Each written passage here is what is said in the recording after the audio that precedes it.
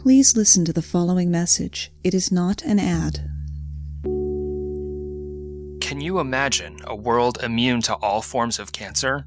Ladies and gentlemen, the time has come for our 4th annual live stream for the cure. And this year, we need your help more than ever.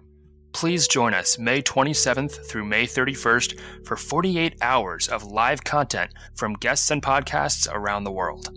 We'll be aiming for our most ambitious goal to date as we try to raise $10,000 for the Cancer Research Institute. Please visit www.livestreamforthecure.com for more information on this year's event and how you can be a part of it. Together, we can make a difference.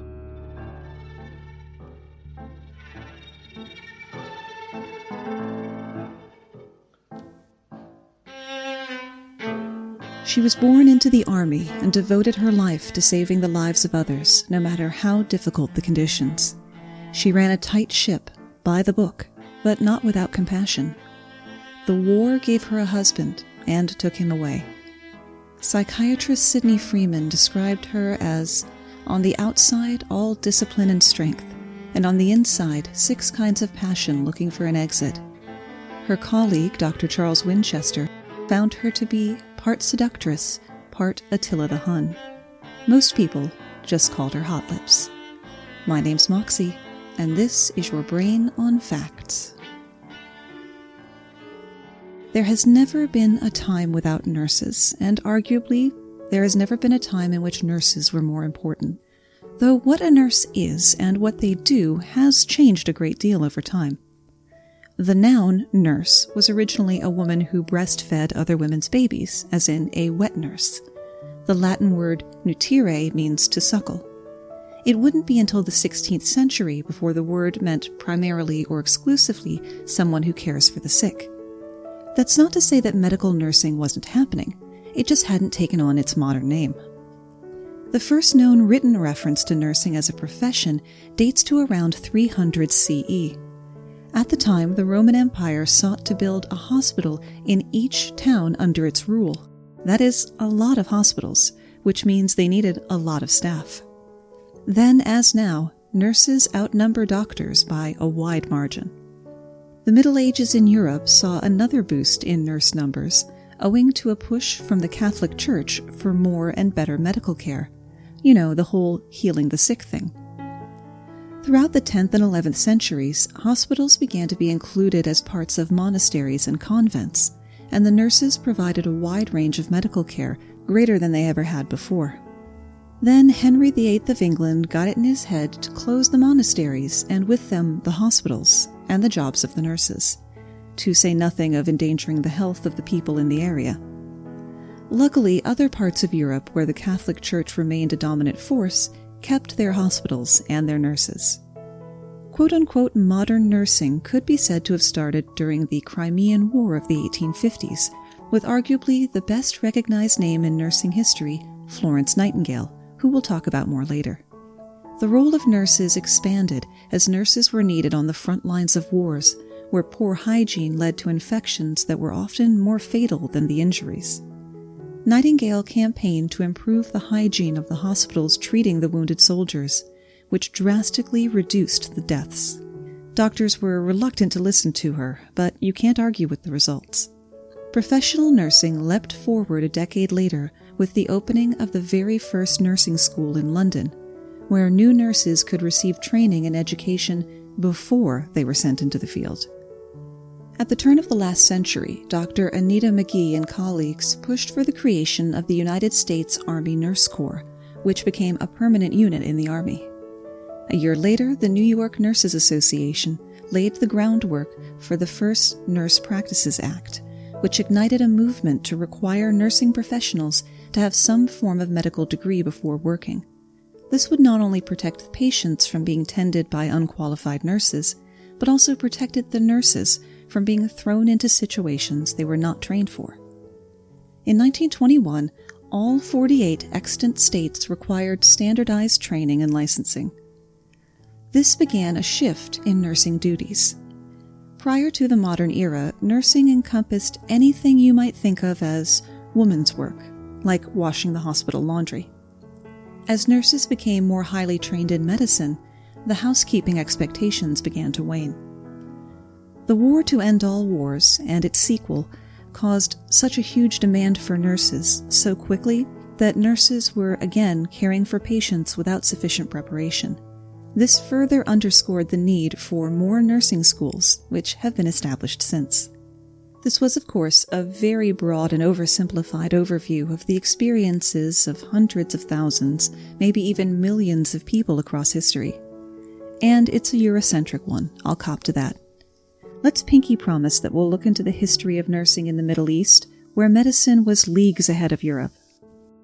In the multitudes of nurses, a few names stand out. Not a few, many names stand out, but it's only a half-hour show. Let's start with a name we've all heard referenced, but perhaps didn't know enough about. The aforementioned Florence Nightingale. Nightingale was born in 1820 to a wealthy British family living in Italy who named her after the city of her birth, Florence.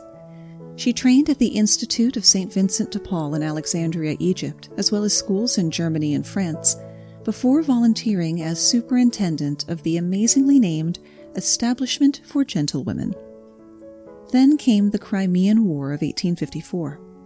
For the benefit of several listeners, and the host, to be honest, Crimea is a peninsula in the Black Sea, currently claimed by Ukraine, and the Crimean War saw the Russian Empire lose to an alliance of the Ottoman Empire, France, Britain, and Sardinia. The condition that Nightingale and her 38 nurses found in the military hospitals in Turkey were dire.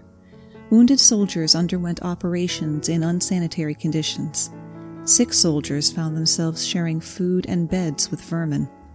Cholera, typhus, and other diseases had a field day. This was still the period of the miasma theory of infection, that sickness spread through bad air or strong smells. Germ theory was still a decade away, so even doctors wouldn't believe that they could be contributing to the problem with a lack of hygiene. The mortality rate in military hospitals was 7 times higher than on the battlefield. It was a statistic like that Nightingale, schooled in mathematics, used to prove that changes in sanitary conditions did save lives. She implemented changes that seem like no-brainers today, regular floor cleaning, wearing surgical caps. She and her nurses reformed the hospital with a standard sanitation process, and patient mortality dropped from 42% to 2%. Civilian hospitals back in England took note and followed her example, and the idea spread from there all over the world, saving a truly uncountable number of lives. Nightingale wasn't the only notable nurse to serve in the Crimean War. The soldiers there also benefited from the care of Mary Seacole, born in 1805 to a Scottish soldier and a free black Jamaican woman who was skilled in traditional medicine. Although they were free, Mary's family had few civil rights.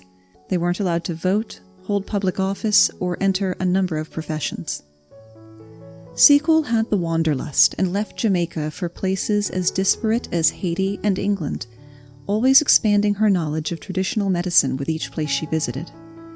She was in London when she learned how troops were suffering in the Crimean War. She approached the War Office and asked to volunteer. They refused her. Anyone willing to go out on a limb and guess why? But Mary Seacole wouldn't be dissuaded. She went to Crimea on her own dime, where she helped distribute medicine in military hospitals and nursed the wounded on the battlefield, often under fire. The soldiers began to refer to this kind and devoted woman as Mother Seacole. Her reputation rivaled that of Nightingale. Working in a war zone takes its toll on a person, and Seacole was sick and destitute by the time she returned to England. The media caught wind of her troubles and her heroic story. In 1857, a century plus before Live Aid, people organized a benefit festival to raise money for her care, which was attended by thousands of people. Popping back to Nightingale for a moment, her passions weren't limited to sanitation. She advocated for famine relief in India and opened the Nightingale Training School for Nurses at St. Thomas's Hospital in London.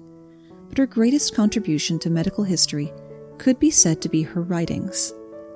Nightingale wrote in simple English so that her medical knowledge would be available to anyone with basic literacy. Many nurses to this day read Nightingale's Notes on Nursing, just one of over 150 books and pamphlets she wrote, which is filled with timeless wisdom on patient care. Despite her prolificness and the importance of her writings, there wouldn't be another nursing theory published until 1948, when Hildegard Peplau, whose career included working as an army nurse during World War II, published Interpersonal Relations in Nursing. It took her 4 years to get the book published because it wasn't co-authored by a doctor, and that just wasn't done. Peplau was also an advocate for mental health care and mental health law reform. Another advocate for mental health was Dorothea Dix. Dix was born in New England in 1802, initially focusing her life on education, beginning a teaching career at age 14, and later opening a school for girls, with a free school for girls who couldn't afford the main school. Dix found herself teaching a Sunday school at the East Cambridge Women's Prison. It was there that she saw the appalling treatment inflicted on the prisoners, many of whom were mentally ill, and she began to travel to research the conditions in other prisons and poorhouses. This tour led Dix to write Memorial, a report on the egregious human rights violations she had witnessed, which she presented to the state legislature. The legislature passed laws expanding and improving Massachusetts' mental hospital system.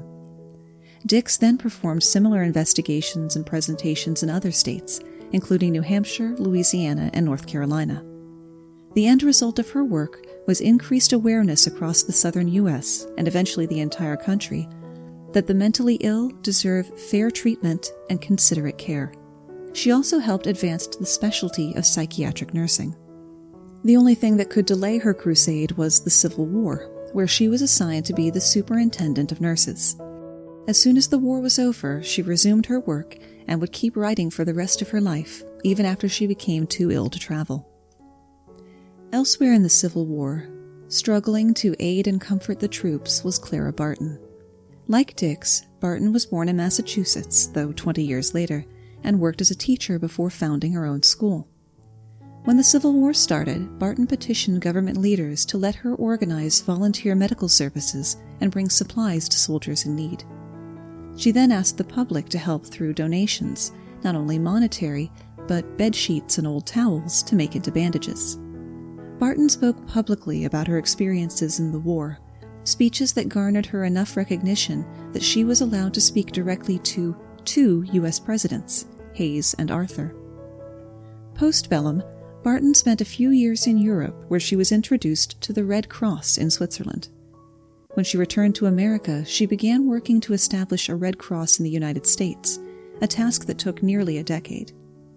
Initially, the American Red Cross only helped soldiers in need of medical care, but Barton realized there was more good that they could do, such as the disaster relief that is synonymous with the Red Cross today.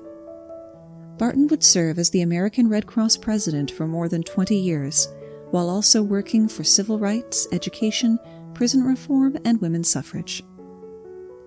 Education is the linchpin in many of these life-saving stories, and that certainly holds true for Susie King Taylor. For Taylor, education was more precious than it could ever have been for Dix, Barton, or their peers. Taylor was born a slave in Georgia in 1848. It was expressly, harshly illegal to teach slaves to read, so Taylor was educated in secret before going on to teach secretly herself. During the war, a teenage Taylor found herself among thousands of African Americans who had fled the plantations they were held on to seek refuge in the Union States.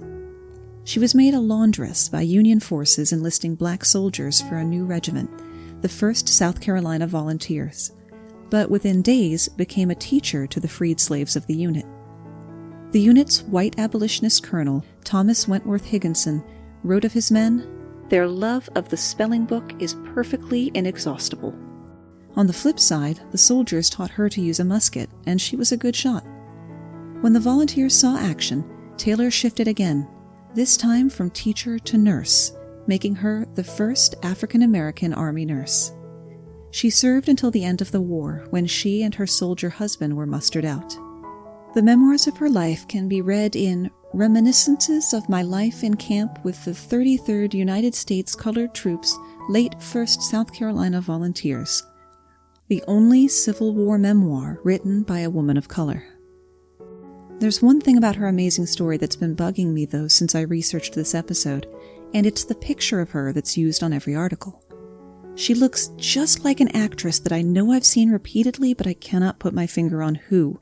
Hop into the show notes for a link to the picture and see if you can help me out. You can also find the link on the website, yourbrainonfacts.com.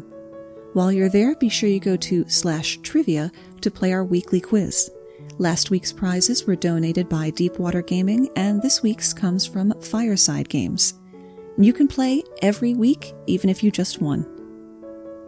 As the war was ending in the States, life was just beginning for Edith Cavell, who was born to a poor family in England in 1865. Cavell, from an early age, knew that she wanted to have a life that would mean something to other people. It's probably what led her to become a nurse at age 20. In her 40s, she was appointed the matron, a position analogous to head nurse or charge nurse, of the Berkendale Medical Institute in Brussels, Belgium.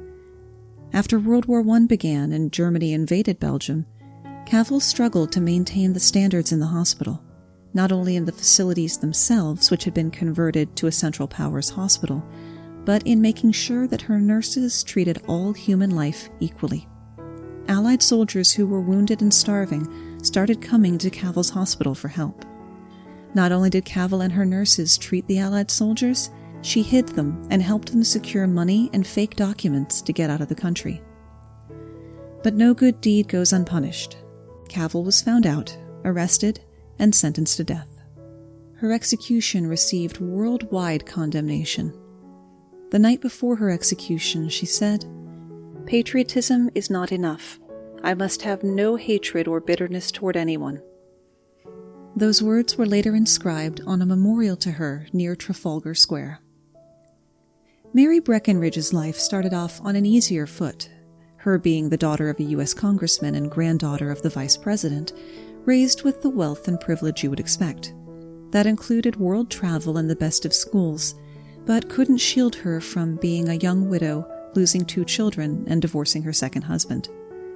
Those losses drove her to devote her life to helping others and pursue a career in nursing. She traveled to Washington, D.C., where she was able to care for people who had caught the 1918 influenza. Side rant, we need to stop calling that the Spanish flu. It didn't come from Spain. The best data we have right now indicates it started in Kansas. It was ascribed to Spain because they were neutral during World War I and had no press blackouts about it. Back on track. Breckenridge joined the Comité Américain pour les Régions Dévastées de France, the American Committee for Devastated France, and received permission to organize a visiting nurse program with women trained as nurses and midwives. When she returned to the States in 1921, there were no schools of midwifery in the U.S. No trained midwives means higher infant mortality rates in areas with few doctors. Breckenridge worked hard to become a certified midwife, and in 1925, she launched the Kentucky Committee for Mothers and Babies, later called the Frontier Nursing Service, to provide nursing and midwifery to the isolated communities of the Appalachian Mountains. Addressing a similar need, there is an amazing story of a program in India that trains women of the untouchable class to provide healthcare and education to people in rural villages, particularly when it comes to dispelling dangerous superstitions around prenatal and postnatal care. You can hear all about it on patreon.com/yourbrainonfacts. For the duration of the COVID crisis, which is going to go at least into summer, let's be honest, to thank our members for continuing their financial support, all members of all levels, like our newest member Maria, will receive all rewards. I've been out of work for 2 months, and those twos and fews are really appreciated. Here's yet another Mary, Mary Ezra Mahoney. Did I miss my calling or something? Mary is my given name. Born in Dorchester, Mass. in 1845, Mahoney dreamed of becoming a nurse, but she was African American. Her first 15 years working for the New England Hospital for Women and Children were spent as a cook, janitor, laundress, and temporary nurse's aide. When she turned 33, she was able to enter the hospital's 16-month nursing program. Of the 42 students who enrolled, only 4 passed. Mahoney became the very first ever African American to earn a professional nursing license when she received her certification in 1879. Mahoney served as a private care nurse for the next 30 years all along the Eastern Seaboard and joined the predominantly white Nurses Associated alumni of the United States and Canada, later the American Nurses Association. The pallor of the room wasn't lost on Mahoney, so she co-founded the National Association for Colored Graduate Nurses in New York. Mahoney is widely recognized as a pioneer who opened the door of opportunity for many black women interested in a nursing career. Mahoney's struggle would be shared by Mabel Keaton Stoppers. Like Mahoney, Seacole, and Taylor, Stoppers had to overcome ingrained and systemic racial prejudice in her quest to help others during the war and the Great Depression, even though she had graduated nursing school with honors. In 1922, she became the executive secretary for the Harlem Tuberculosis Committee, a tuberculosis and health association unit in New York. In this important post, she saw more clearly the wide disparity between black and white in areas like access to quality health care and the treatment of black nurses in professional organizations like the American Nurses Association. Stopper joined the National Association of Colored Graduate Nurses as executive secretary. This provided her a more stable platform from which to help black nurses. Her efforts saw tangible results when the government integrated the U.S. Army Nurses Corps after the attack on Pearl Harbor. Even after the war was won, Stopper's fight continued, and she successfully secured full membership for black nurses in the ANA. There are so many amazing nurses. Let me broad stroke a few more. British nurse Linda Richards laid the foundation for our modern medical record keeping. Okay, that's kind of underwhelming, you say, but it is oh so important. Before Richards put her analytic mind to the problem, each patient was a mystery, like a soap opera amnesiac every time they went to a new doctor, or even a doctor they hadn't seen in a while. As someone with a chronic illness who has seen many doctors and had many tests and tried many drugs in the past few years, I appreciate this effort. Margaret Sanger was a nurse who recognized the importance of empowering women to control how many children they have and when. She distributed information about birth control, even when it was against the law, and was behind the testing of the first birth control pill. Her entry does get a little asterisk, though, as the initial testing of the pill took advantage of women in Puerto Rico who were poor, illiterate, and had limited English, and the doctors involved didn't autopsy the women who died during the trials. Virginia Lynch is the mother of forensic nursing. Never heard of forensic nursing before? Neither had I, and I am a forensic science nut. Forensic nurses combine aspects of biology, psychology, sociology, spirituality, and cultural nursing to help victims who've suffered injury or violence, living and dead. Some work with medical examiners to advocate for the deceased. Others work in psychiatric or mental hospitals or prisons. They perform forensic examinations, collect evidence, educate and counsel victims of assault, as well as testifying in court. Some are even nurse consultants to the courts. Hazel W. Johnson Brown was the first African-American chief of the Army Nurse Corps, appointed in 1979. This put her in command of 7,000 men and women in the Army National Guard and Army Reserve, as well as appointed her to oversee medical centers, clinics, and hospitals in the U.S., Panama, Germany, Italy, Japan, and Korea. Speaking of Army nurses in Korea, yes, I did open the show talking about MASH, and I back up that decision, because this week I learned that Major Margaret Hotlips Houlihan is based on a real person. More than one, actually. The book, movie, and TV show MASH was based on the experiences of the MASH units of the Korean conflict. MASH, of course, standing for Mobile Army Surgical Hospital. The Army had figured out that the faster wounded soldiers could be treated and stabilized, the better their chances were. The introduction of MASH units in World War II had almost halved deaths from major trauma. More than 1,500 nurses served on the Korean peninsula, all of them women, since men were not allowed to serve as nurses in the Army until 1955.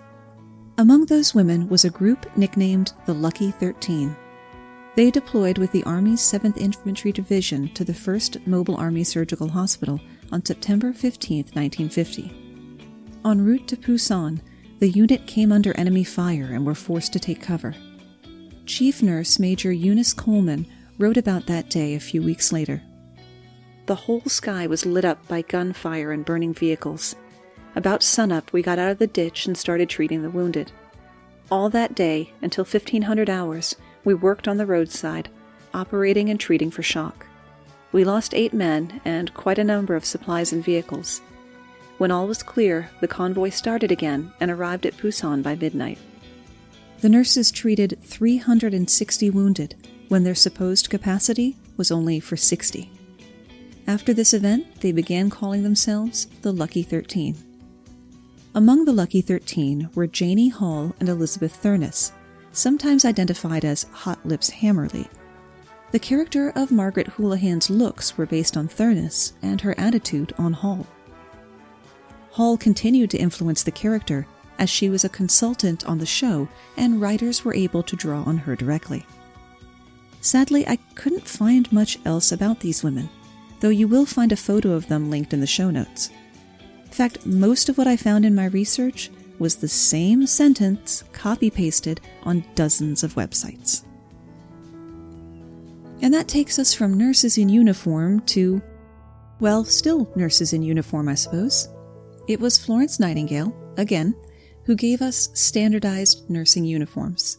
Prior to that, a nurse might be wearing her own clothes, or a nun's habit if she was part of a religious order. Nightingale's uniforms were full-length, long-sleeve dresses and aprons meant to protect the nurse from illness. It was a good thought, though it's a pity they didn't know to include masks and gloves. In the early 1900s, many nurse uniforms included a cape. These were originally introduced for warmth when treating patients outside, in those wars we're so fond of, but were adopted for year-round wear. They also made it easy to identify a nurse's country, hospital, or rank at a glance.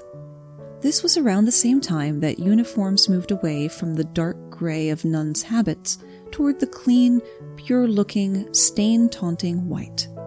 Apart from the symbolism, I can't find any other reason why someone would wear white in a job where you're liable to be puked, pooped, or bled on any given day.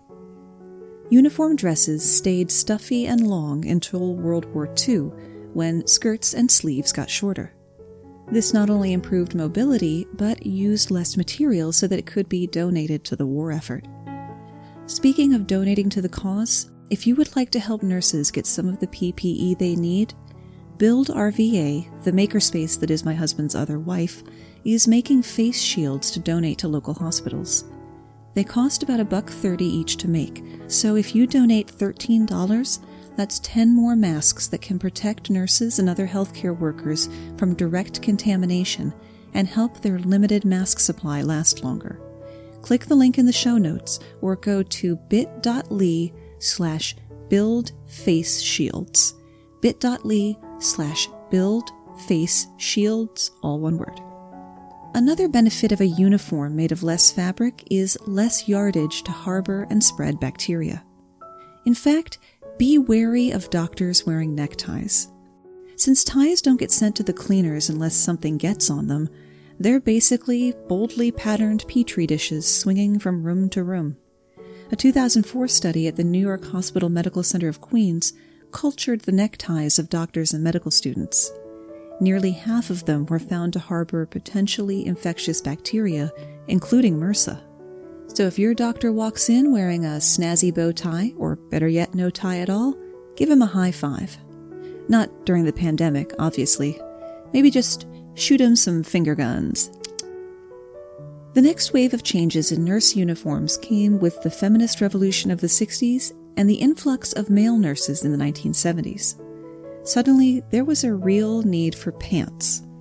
There was even a pantsuit made for nurses in the 1970s, though I don't think anyone specifically needed that. In the 1980s, practical, comfortable, easily washable operating room scrubs began to filter out to other parts of the hospital. If you've ever wondered why blue and green scrubs seem so ubiquitous, it's because they are. The contrast of the cooler colors helps to reduce eye strain for the surgeons and staff staring for hours into the red goop that is human anatomy. There's another piece of the uniform that predates Nightingale and held on for a long time: the nurse's cap. They too began with nuns and were adopted into Nightingale's official uniform.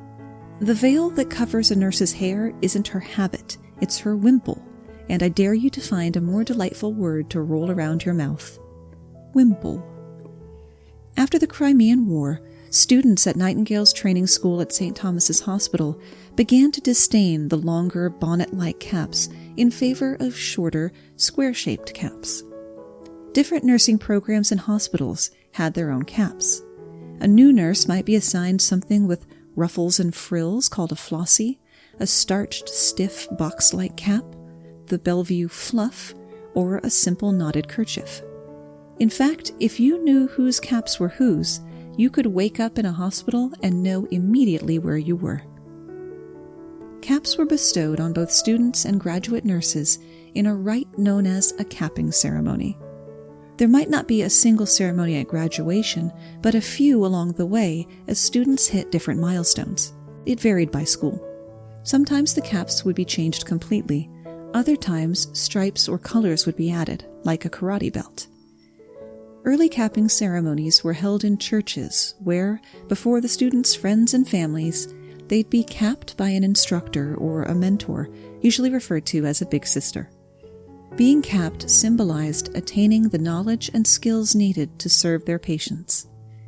Like a high school graduation, there would be speeches and happy tears. As one speaker at a 1938 graduation powerfully expressed, "The nurse's cap means to you what the soldier's uniform means to him. When this cap is pinned on your head, it means that you have become a member of one of the noblest professions and have subscribed to its ideals of service. You are no longer merely an individual responsible for her own acts. You are part of the nursing profession." But times change, as they'll do. Hats, once an essential component of every outfit, fell out of fashion, and women were no longer as keen to dress in ways that could be interpreted as marking them as subservient. Plus, the caps were often fussy, starched things that couldn't be washed with the rest of the uniform, so they might not get washed if they didn't look dirty. Like the doctor's ties, they contributed to hospital-borne infections. The cap had to go. But still they serve as a powerful reminder of the hard work performed and obstacles overcome by generations of nurses. "I may never wear my cap," says RN Bonnie Miller, "but I earned it." And that's where we run out of ideas, at least for today. I want to thank every single medical professional and support staff who happens to listen to my podcast, and I hope that the show has brought you some sort of distraction.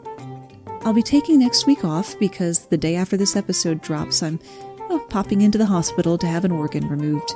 In the meantime, please check out some amazing podcasts that are produced by nurses, like STAT, Shocking Trauma and Treatment, The Q Word, EM Crit, and especially People Are Wild. Remember, you can always find the sources and the script for the show at yourbrainonfacts.com. Thanks for spending part of your day with me, and stay safe.